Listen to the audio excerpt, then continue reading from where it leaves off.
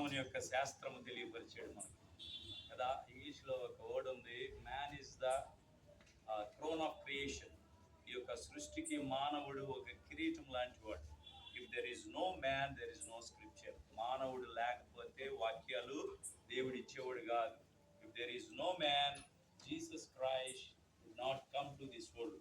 అంటే మానవుడు లేకపోతే దేవుడి లోకానికి వచ్చేవాడు కానే కాదు. చూసారా, అంటే మానవుడిని దేవుడు ఎంత ప్రేమిస్తున్నాడు. అందుకనే ఇక్కడ కీర్తనలు 107వ కీర్తన రాయబడింది 8వ వచనంలో, ఆయన కృపను బట్టి నరులకు ఆయన చేయు ఆశ్చర్య కార్యములను బట్టి వారు యెహోవాకు కృతజ్ఞతాస్తుతులు చెల్లించుదురుగాక.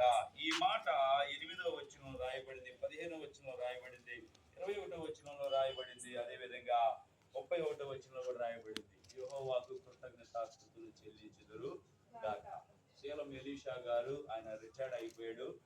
అంటే పెద్దోడు అవుతున్నాడు కానీ వయసులో, కానీ శారీరకంగా కుర్రోడు అయిపోతా ఉన్నాడు కదా. మనందరం చూస్తూ ఉన్నాం. ఒకసారి ఆయనకి షేక్ హ్యాండ్ ఇస్తే మన చెయ్యి నలిగిపోయింది, ఆయన మాత్రం రాయిలాగా ఉంటుంది. మరి ఏం తింటున్నాడో మనకు తెలియదు కదా. సో దేవుడు ఆయనకి ఎంత బలమునిచ్చాడు. రెండోది, ఆయనకి ఎంతో ఉత్సాహం ఉంది, ఎందుకంటే సర్వలోకానికి వెళ్ళి సువార్తని ప్రకటించాలని.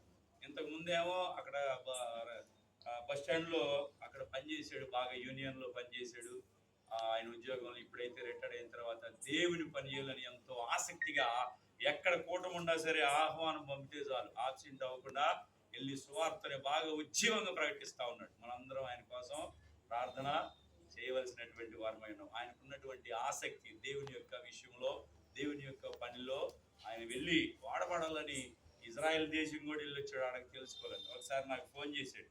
ఫోన్ చేసి, అయ్యా మా మేనమామలే, అయ్యా ఇంగ్లీష్ నేర్పేవాళ్ళు ఎవరు ఉన్నారా టీచర్ని అడుగుతున్నాను. ఈ వయసులో ఇంగ్లీష్ నేర్చుకోవటం ఏంటంటే బైబిల్ ఇంగ్లీష్లో చదవాలన్న. సో నేను ఒక మాస్టర్ని మాట్లాడాను. కొడుకుల దగ్గర నేర్చుకోవడానికి కుదరదు కదా.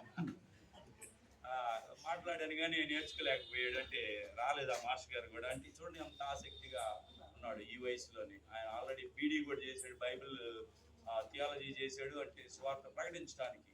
కాబట్టి ఎంతో ఆసక్తితో ఉన్నాడు.